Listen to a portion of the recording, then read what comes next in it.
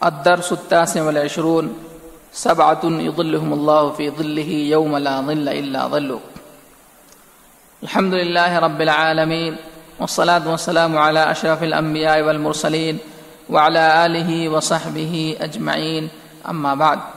عن أبي هريرة رضي الله عنه أن النبي صلى الله عليه وسلم قال: سبعة يظلهم الله في ظله يوم لا ظل إلا ظله: إمام عادل، وشاب نشأ في عبادة الله، ورجل قلبه معلق بالمساجد، ورجلان تحابا في الله اجتمع عليه وتفرق عليه، ورجل دعته امرأة ذات منصب وجمال فقال إني أخاف الله، ورجل تصدق بصدقة فأخفاها حتى لا تعلم شماله ما تنفق يمينه، ورجل ذكر الله خاليا ففاضت عيناه. متفق علیہ.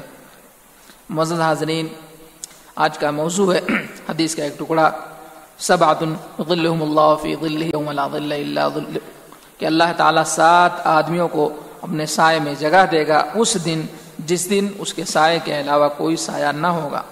آئیے سب سے پہلے حدیث شریف کا ترجمہ سنتے ہیں. اس حدیث کے راوی حضرت ابو ہریرہ رضی اللہ تعالیٰ عنہ ہیں. وہ نبی کریم صلی اللہ علیہ وسلم سے روایت کرتے ہیں، آپ نے فرمایا اللہ تعالیٰ اپنے عرش کے سائے میں 7 لوگوں کو جگہ دے گا. 7 لوگوں کو اللہ تعالیٰ اپنے سائے میں رکھے گا، اور وہ دن ایسا ہوگا جس دن اس کے سائے کے علاوہ کوئی اور سایہ نہ ہوگا. امام عادل، پہلا شخص عادل امام، عادل حکمران، اور دوسرا شاب نشأ فی عبادت اللہ، وہ نوجوان جو اللہ کی عبادت میں پلا بڑھا. ورجل قلبہ معلق بالمساجد، اسی طریقے سے وہ آدمی جس کا دل مسجد کے اندر لگا ہوا ہو. اور وہ 2 آدمی جو اللہ کے لیے محبت کرتے، اجتمع علیہ وتفرق علیہ، اللہ ہی کے نام پر وہ جمع ہوئے اور اللہ ہی کے نام پر وہ دونوں جدا ہوئے. اسی طریقے سے وہ شخص جس کو کوئی منصب والی عورت اور حسین عورت دعوت دے فحشہ کی، اور وہ شخص یہ کہے کہ میں اللہ سے ڈرتا ہوں. اسی طریقے سے وہ شخص جس نے صدقہ کیا اور اسے چھپایا، یہاں تک کہ اس کا بایاں ہاتھ نہیں جان پایا دایاں ہاتھ کیا خرچ کر رہا ہے. وَرَجُلٌ ذَكَرَ اللَّهَ خَالِيًا فَفَاضَتْ عَيْنَاهُ، اسی طریقے سے وہ شخص جس نے اللہ کا ذکر کیا، اللہ کو یاد کیا، اور اس کے آنسو نکل پڑے، اس کی آنکھیں بہہ پڑیں. یہ روایت، اس روایت کے اندر 7 آدمیوں کا تذکرہ کیا گیا ہے. یہ بات آپ حضرات کو بتا دی جائے کہ 7 لوگوں کا تذکرہ اس حدیث کے اندر ہے. ایسا نہیں ہے کہ صرف یہی 7 لوگ ہوں گے جنہیں اللہ تعالیٰ سایہ دے گا، بلکہ بعض روایتوں کے اندر اور مزید آتا ہے جنہیں بھی اللہ تعالیٰ اپنے عرش کے سائے تلے جگہ دے گا. اور وہ دن کون سا دن ہوگا جس دن اللہ تعالیٰ اپنے عرش کے سائے تلے جگہ دے گا؟ وہ قیامت کا دن ہوگا. پہلا شخص امام عادل، یعنی عدل والا، انصاف کرنے والا حکمراں.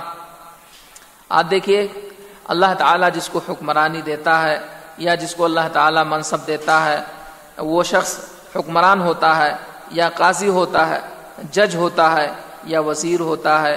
ایسی صورت میں وہ لوگ جو ہے عدل و انصاف کا دامن ہاتھ سے چھوڑ دیتے ہیں، جبکہ انہیں چاہیے کہ وہ عدل و انصاف سے کام لیں، ہمیشہ جو ہے عدل کریں.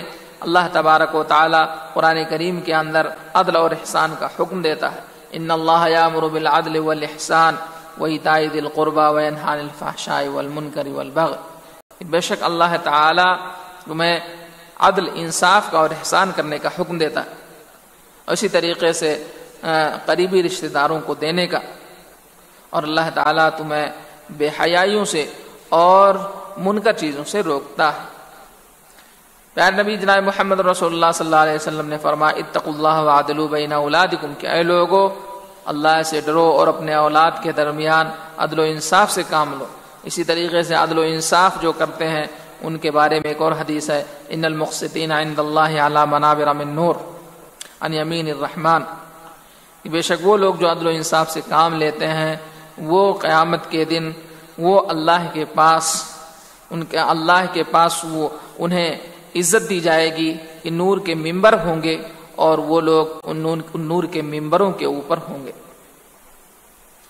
اسی طریقے سے حدیث کا دوسرا جو ٹکڑا ہے کہ اللہ تعالیٰ اسے اپنے عرش کے سائے میں جگہ دے گا، وہ نوجوان جو اللہ کی عبادت کے اندر پلا بڑھا۔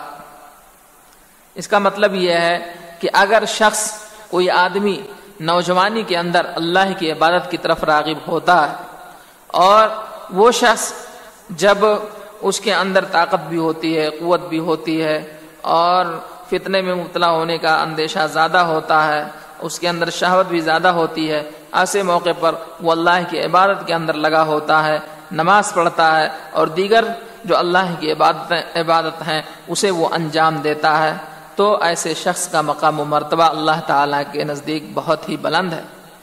اس کے بالمقابل اگر بوڑھا شخص عبادت کرتا ہے، اس لیے کہ وہ شخص جو بوڑھا ہے اس کی طاقت اور اس کی قوت مضمحل ہو جاتی ہے اور وہ شخص کمزور ہو جاتا ہے، وہ شخص کمزور ہو جاتا ہے اور وہ اس کے اندر شہوت بھی باقی نہیں رہتی۔ اس کے بالمقابل نوجوان اس کے اندر ساری چیزیں موجود ہوتی ہیں۔ اسی طریقے سے تیسرا شخص وَرَجُلٌ قَلْبُهُ مُعَلَّقٌ بِالْمَسَاجِدِ، ایسا آدمی جس کا دل مسجد کے اندر لٹکا ہوا ہے، مسجد کے اندر لگا ہوا ہے۔ دیکھیے، اگر کوئی شخص اللہ سے اپنا لو لگاتا ہے، اللہ سے اپنا تعلق مضبوط کرتا ہے تو اس کا دل مسجد کے اندر لگا ہوا ہوتا ہے، اس لیے کہ مسجد عبادت گاہ ہے اور مسجد کے اندر نماز قائم کی جاتی ہے، لوگ مل کر کے اللہ کے لیے نماز پڑھتے ہیں، اور ظاہر سی بات ہے کہ ایک شخص نماز پڑھ کے آیا اور پھر دوسری نماز کے لیے اس کا دل لگا ہوا ہے تو یقیناً اس کے اندر ایمان ہے۔ اسی طریقے سے دو لوگ جو اللہ کے لیے محبت کرتے ہوں اور جب وہ جدا ہوتے ہوں تو اللہ کے لیے، اسی طریقے سے ایک شخص ہے کہ اس کو کوئی عورت دعوت دے رہی ہے گناہ کی اور وہ حسین بھی ہے اور منصب والی بھی ہے، لیکن ایسی صورت میں وہ شخص کہے کہ میں اللہ سے ڈرتا ہوں۔ اسی طریقے سے جو شخص صدقہ کرتا ہے، چھپا کر کے صدقہ کرتا ہے، صدقہ بہرحال چھپا کے کرنا بھی جائز ہے اور ظاہر کر کے بھی، جیسا کہ اللہ نے کہا ان تبدوا الصدقات فنعما ہی وان تخفوها فتؤتوا الفقراء۔ اسی طریقے سے ایک وہ شخص جو اللہ تعالیٰ کا ذکر کرتا ہے، اللہ کو یاد کرتا ہے اور اس کے آنسو نکل پڑتے ہیں۔ تو یہ 7 لوگوں کا تذکرہ ہے اس حدیث کے اندر جنہیں اللہ تعالیٰ اپنے عرش کے سائے میں جگہ دے گا۔ دعا کریں کہ اللہ تعالیٰ ہمیں بھی اپنے عرش کے سائے تلے جگہ دے اور اللہ تعالیٰ ہمیں کتاب و سنت کے مطابق زندگی بسر کرنے کی توفیق بخشے۔ آمین۔ والسلام علیکم ورحمۃ اللہ وبرکاتہ۔